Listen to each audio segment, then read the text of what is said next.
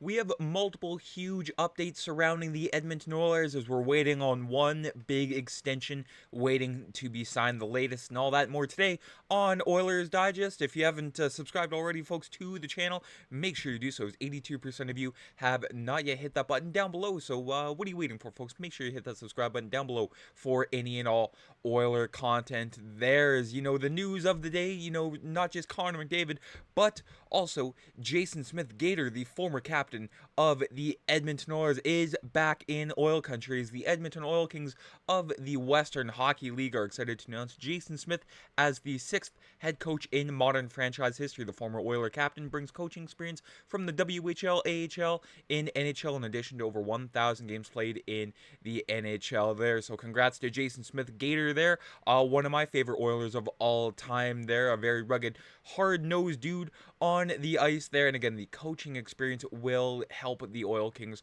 a lot there as they try to chase the Memorial Cup this season. But without further ado, again, congrats to Gator, but without further ado, let's get right into the first segment there, straight from the horse's mouth. Bob Stauffer had Oil GM Stan Bowman on the show the other night to sort of, get the breakdown on the latest on a Connor McDavid extension there. I mean, Bob Stauffer asked him several other things, but, he's badgering him all show long about the update on an extension. And Stan Bowman had this to say: I've had really good conversations with Judd Moldover, being Connor McDavid's agent, ever since he, Jeff Jackson joined the Oilers organization and Connor McDavid switched agents, and I've tried to give Connor his space, and I think that it's very important.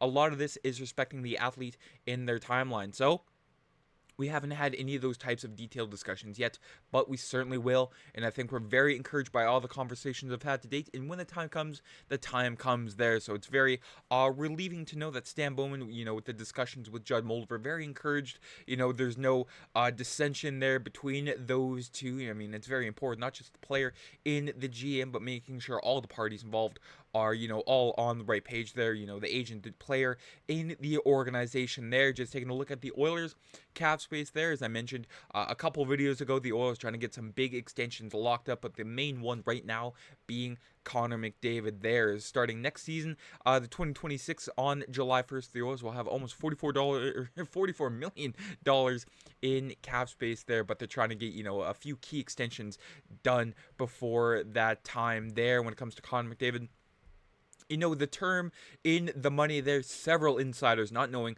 what exactly is going on there. Connor McDavid, he could go anywhere from, a 4-year term there with Frank Seravalli all the way up to an 8-year term. But, most insiders are sort of ballparking at a 4 to 5 year range there.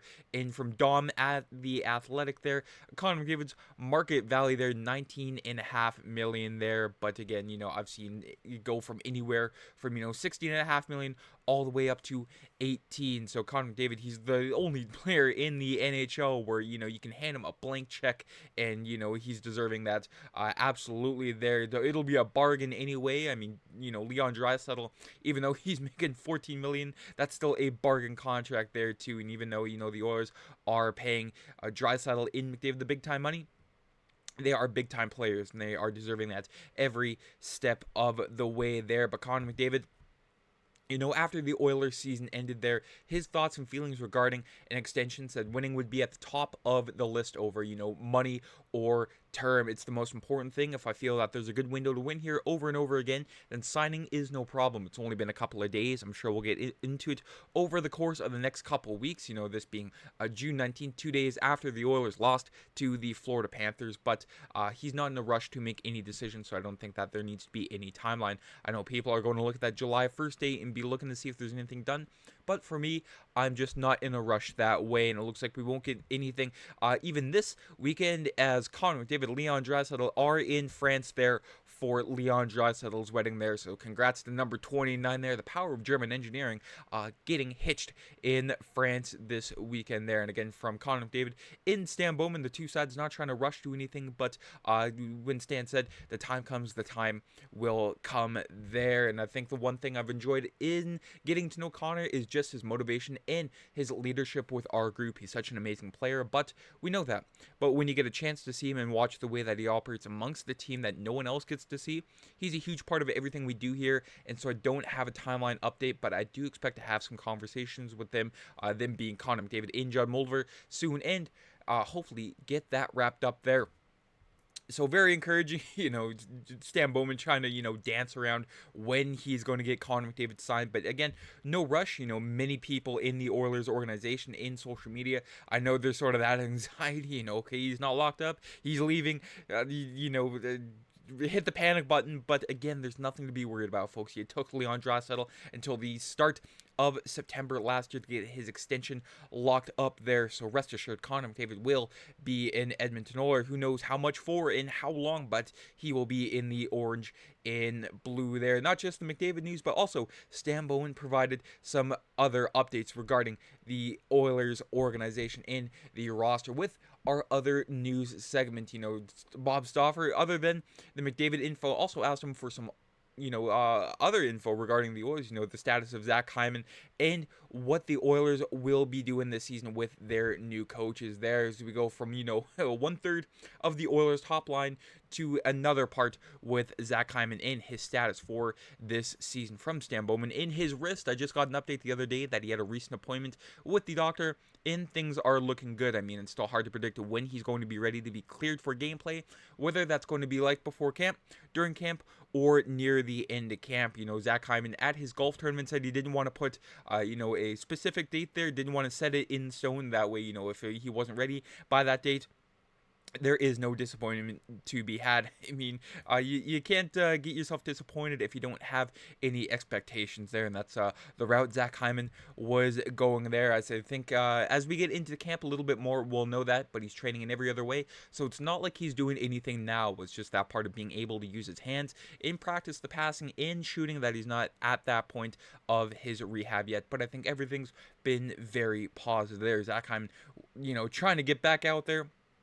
The Oilers, missing him dearly during the Stanley Cup final there. That, the top of his game, Zach Hyman is very crucial to these Oilers there. And even then, he got an honorable mention there for the projected Team Canada roster at the 2026 winter games there in Italy. So Zach Hyman could play his way onto the roster.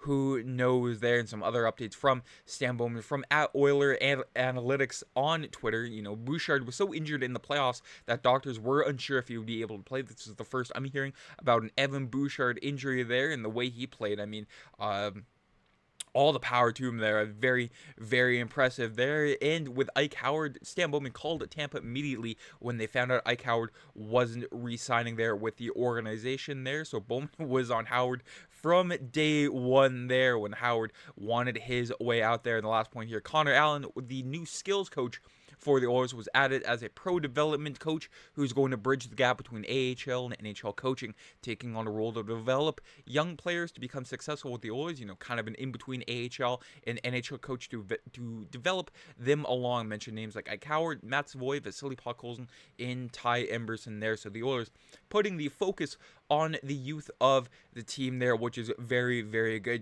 During the decade of darkness, the Oilers, drafting all these first overall picks in first rounders and just shoehorning them into the lineup. There's sort of a trial by a fire. So this time the Oilers really, being meticulous and careful in this regard. And that's very, very important for the Oilers to not just focus on the vets of the team, making them better, but also sort of, bringing the younger players of the team along to sort of, help them get more comfortable in their situation there. But that is it for today's video, folks. Let me know down in the comments what you think about, all the Oiler updates there. I mean, I can't believe Evan Bouchard was that injured when Stan Bowman said, during the day, doctors were unsure if he was even able to, lace up the skates for that night and still out there being a top 5 defenseman there. But for the Connor McDavid extension, give me your thoughts. I mean, lots of things to talk about here with McDavid in the rest of the Oilers. But enjoy the rest of your day, folks. Take care. I'm Matt.